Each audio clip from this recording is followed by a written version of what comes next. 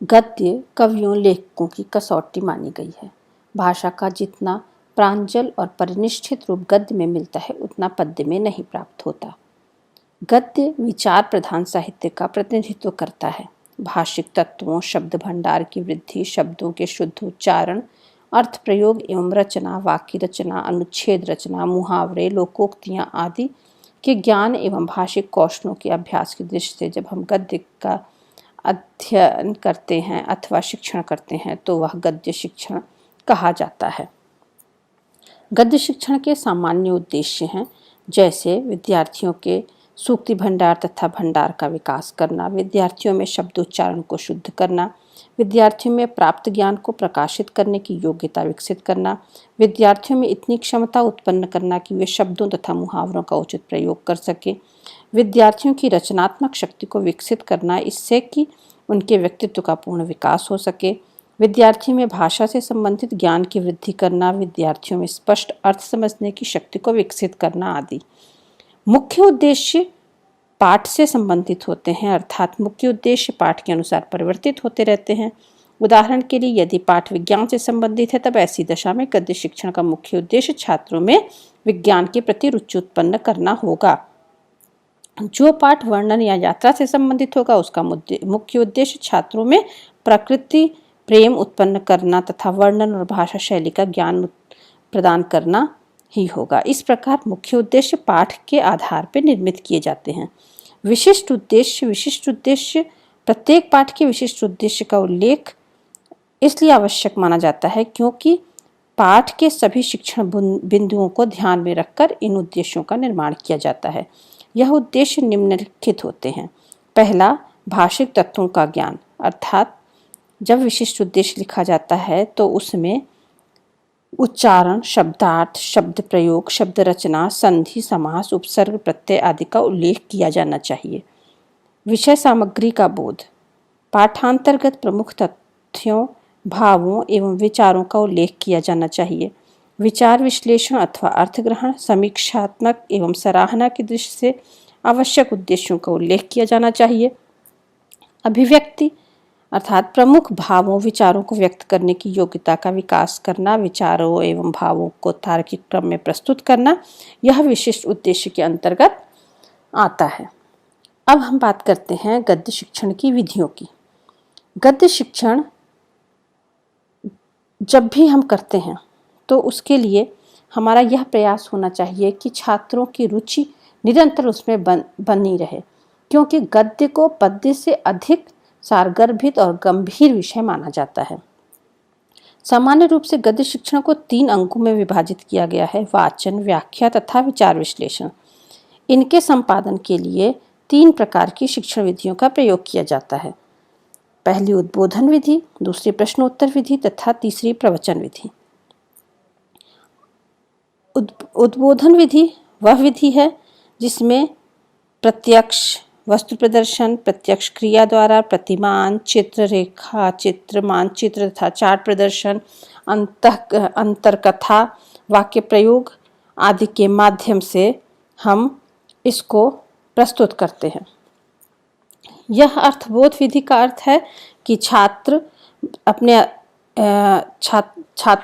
अध्यापक अपने छात्रों को अर्थ का बोध कराते हुए आगे बढ़ता है, इसीलिए इसको उद्बोधन विधि भी कहा जाता है।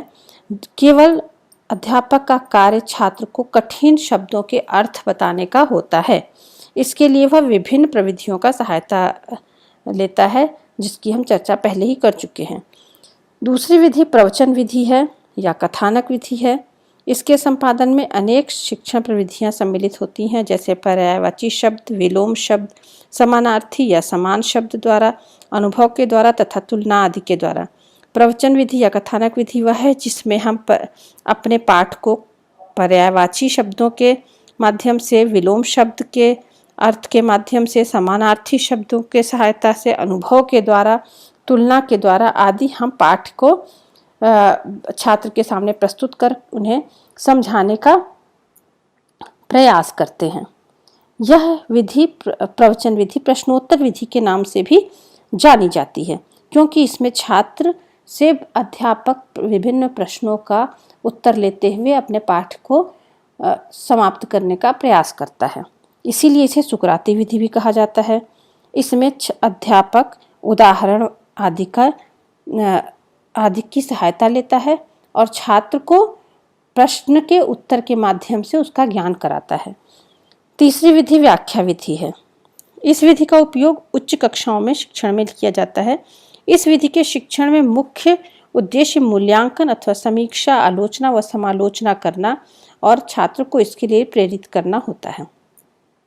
छात्रों से अपेक्षा की जाती है कि वह उस प्रकरण पर अपने विचार को प्रस्तुत कर सके।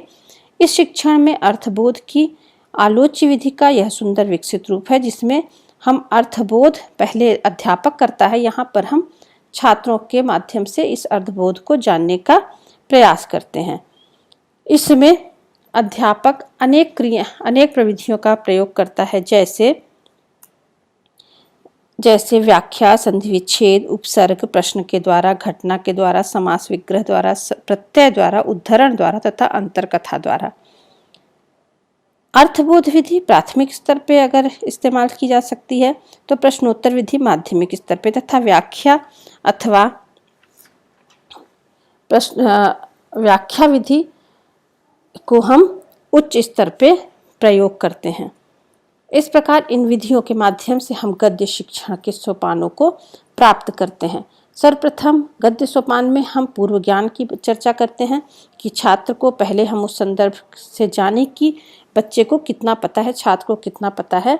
उसके पश्चात हम उसके सामने प्रस्तुतिकरण करते हैं और यह जानने की कोशिश करते हैं कि बच्चे की रुचि अब उसमें स्थापित हो गई है अथवा नहीं। तत्पश्चात शिक्षक आदर्श पाठ करता है। उसके बाद वह छात्रों से पठन करवाता है। उद्देश्य कथन के पश्चात जब आदर्श वाचन अध्यापक कर लेता है तब वह छात्रों से अपनी प्रस्तुतिकरण देता है। उसके बाद वह मौन पाठ करने के लिए छात्रों से कहता है। मौन पाठ का उद्देश्य यह होता है कि जो छात्र को अध्यापक ने अर्थबोध कराया है, ज्ञान कराया है, वह उसको अब स्वयं पढ़ने पर उन अर्थ को वह जानते हुए उस पाठ को पढ़े, जिससे वह पाठ को संपूर्ण तरीके से समझ लेगा। उसके पश्चात वह अध्यापक द्वारा एक बार पुनः पाठ किया जाता है। उसके पश्चात पुनरावृत्ति के प्रश्न पूछता है अध्यापक तथा श्यामपट्ट पर जो भी शब्द कठिन है या उसे कोई प्रश्न के उत्तर लेने हैं या उसने शब्द को किस प्रकार से समझाया है, उन विधियों को, जैसे कुछ शब्दों को उसने विलोम के माध्यम से समझाया होगा, कुछ को प्रत्यय उपसर्ग के माध्यम से समझाया होगा, वह उन श्यामपट्ट पर चीज़ों को लिखता है। लिखने के बाद छात्रों को उतारने के लिए कहता है। तत्पश्चात वह गृह कार्य देता है और इस प्रकार से गद्य शिक्षण का सोपान समाप्त होता है। इस प्रकार आज हमने गद्य शिक्षण के विषय में संपूर्ण रूप से पढ़ा।